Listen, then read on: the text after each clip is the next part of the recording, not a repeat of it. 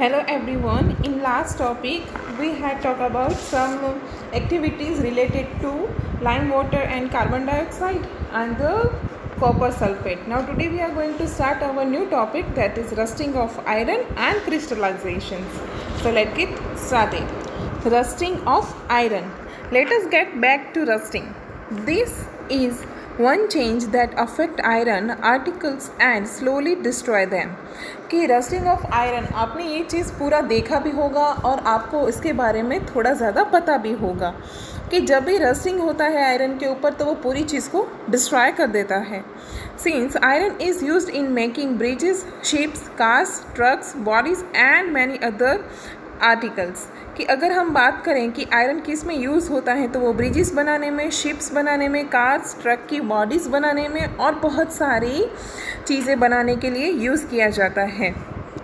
The monetary loss due to rusting is use कि जो ये रस्टिंग का पूरा प्रोसेस है वो लॉस होता है क्योंकि एनवायरनमेंट के ऊपर ये पूरी चीज़ डिपेंड होती है. तो रस्टिंग होना वो बहुत ही ज़्यादा यूज है, मतलब कि बहुत ज़्यादा.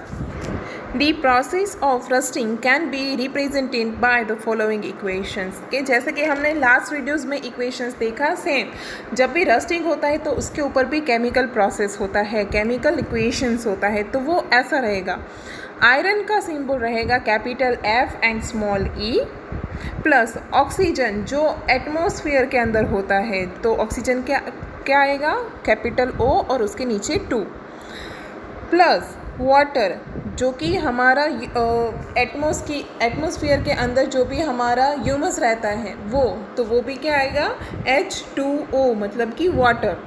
तो जब भी आयरन का ऑक्सीजन और वाटर के साथ रिएक्शन होगा तभी रस्ट होना शुरू होगा. तो वो बनेगा Fe2O3. तो मतलब कि Fe के 2 मोल्स जो कि आयरन ऑक्साइड होंगे और प्लस में ऑक्सीजन का 2 था और प्लस में वाटर का 1 ऑक्सीजन आया तो वो बन गया 3. तो Fe2O3 जो कि होगा iron oxide. For rusting the presence of both oxygen and water जो कि वाटर वेपर के तौर पे रहेगा या तो वो भी हो सकता है, इज़ एसेंशियल. कि रस्टिंग होता कब है कि जब ऑक्सीजन की और वाटर की दोनों की प्रेजेंट होती है तभी ही आयरन की रस्टिंग होती है. In fact if the content of moisture in the air is high which means it is more humid, rusting become faster. कि जब भी ह्यूमिड रीजन होगा मतलब कि बहुत ज़्यादा भेज वाला पूरा एटमॉस्फेयर होगा तो वहाँ पे रस्टिंग होना फास्ट हो जाता है. So how do we prevent rusting. तो रस्टिंग को रोकने की कैसे रोकते हैं हम उसको. Prevent iron articles from coming in the contact with oxygen or water or both. One simple way is to apply a coat of paint or grease. कि एक ही तरीका है इसको रोकने का, या तो वो ऑक्सीजन या तो वाटर के संपर्क में ना आए तो क्या करना चाहिए कि उसको पेंट कर देना चाहिए, कलर कर देना चाहिए या तो ग्रीस लगा देना चाहिए. In fact, this coat should be applied regularly to prevent rusting. कि ये कोट को ऐसा नहीं है कि एक बार लगा दिया, जो कलर कर दिया वो सिर्फ एक ही बार रहेगा, पर कंटिन्यूसली जब भी कलर निकल जाए या कुछ हो तो वो फिर से कोट लगा देना चाहिए. Another way is to deposit a layer of a metal like chromium or zinc on iron. कि अगर ये कलर ना लगाए, ग्रीस ना लगाए तो उसके बदले दूसरी मेटल का उसके ऊपर कोट लगा देना चाहिए, जैसे कि क्रोमियम है या तो जिंक है उसका लेयर लगा देना चाहिए ताकि रस्टिंग होना बंद हो जाए. ताकि क्रोमियम और जिंक है वो ऑक्सीजन के साथ और पानी के साथ रिएक्ट नहीं करता है. तो ये कुछ प्रिवेंशन है कि जो करके हम रस्टिंग को रोक सकते हैं. आपने स्पेशली घर पे भी देखा होगा कि टाइम टू टाइम पापा है या ममा है तो वो क्या करते हैं कि कलर करवाते हैं, तो उसकी वजह से क्या होता है कि जो रस्टिंग होता है वो नहीं होता और कोई चीज़ सड़ती नहीं है. This process of depositing a layer zinc on iron is called galvanizations. अभी देखो ये जो पूरा प्रोसेस है जिसके ऊपर जिंक का लेयर लगाते हैं आयरन के ऊपर, तो ये प्रोसेस को गैल्वेनाइजेशंस कहते हैं. The iron pipes we use in our homes to carry water are galvanise to prevent rusting. कि जो हमारी घर के अंदर जो आयरन की पाइप्स होती हैं वो गैल्वेनाइज मेथड से पास हुई होती हैं कि जो पानी को कैरी करके लेके जाती हैं. You know that ships are made of iron and a part of them remains underwater. On the part above water, also water drops keep clinging to the sheep's outer surface. कि जो sheeps हैं वो भी iron से बनती हैं, तो जब भी वो पानी के अंदर होती है तो पानी के अंदर भी जितना होता है और ऊपर भी जितना एरिया होता है उसका सरफेस एरिया, तो वहाँ पे भी ये प्रोसेस होने में जल्दी हो जाता है, क्योंकि जो पूरा सी वाटर है वो ज़्यादा सॉल्ट वाला होता है. Moreover the water of the sea contains many salts. The salts water makes the process of rust formation faster. कि ये जो सॉल्ट होता है वाटर के अंदर सी एरिया में, तो वो रस्टिंग को ज़्यादा फास्ट कर देता है. Therefore sheep suffer a lot of damage from rusting in spite of being painted. कि ये जो पूरा शीप है तो वो ज़्यादा चीज़ सफ़र करती है, क्योंकि वो तो कंटिन्यू पानी के अंदर ही रहेगा, तो उसके ऊपर रस्टिंग का पूरा प्रोसेस है, भले उसको पेंट किया गया है फिर भी वो ज़्यादा सफ़र करता है. So much so that a fraction of sheep's iron has to be replaced every year.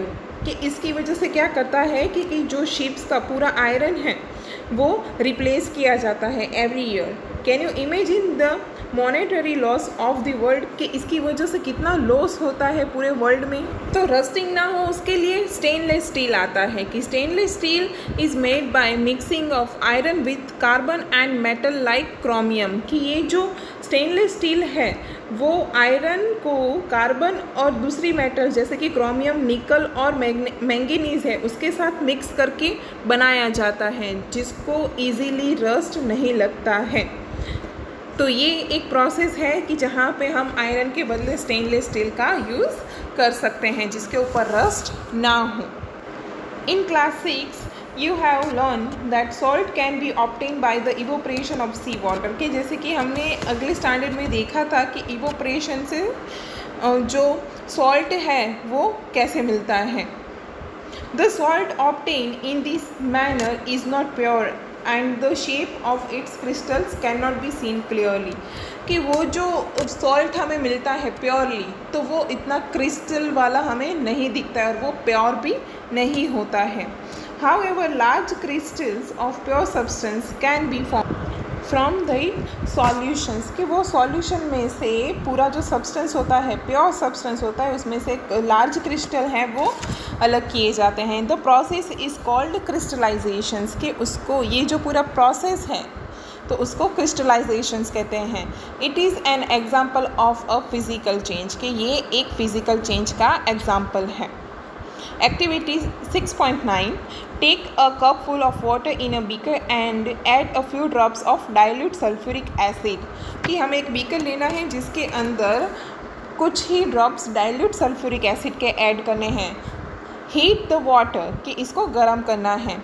When it starts boiling, add copper sulfate powder slowly while stirring continuously. कि जब भी ये गर्म होना स्टार्ट हो तो हमें उसके अंदर कॉपर सल्फेट पाउडर यूज़ करना है और बाद में इसको कंटिन्यूसली हिलाना है. Continue adding copper sulphate powder till no more powder can be dissolve. Filter the solutions.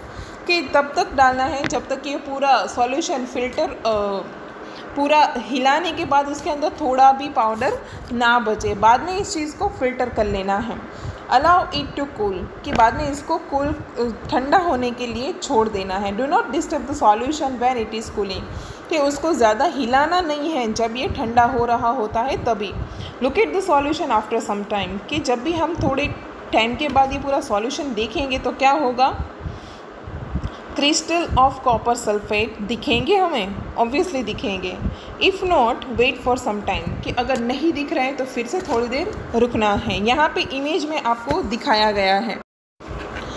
You have learned about physical and chemical change. Try to identify changes that you observe around you as physical और chemical changes. कि हमने ये पूरे chapter में कुछ physical और कुछ chemical changes देखे हैं. आप भी अपने आसपास में ये दोनों चेंजेस फाइंड आउट भी कर सकते हैं.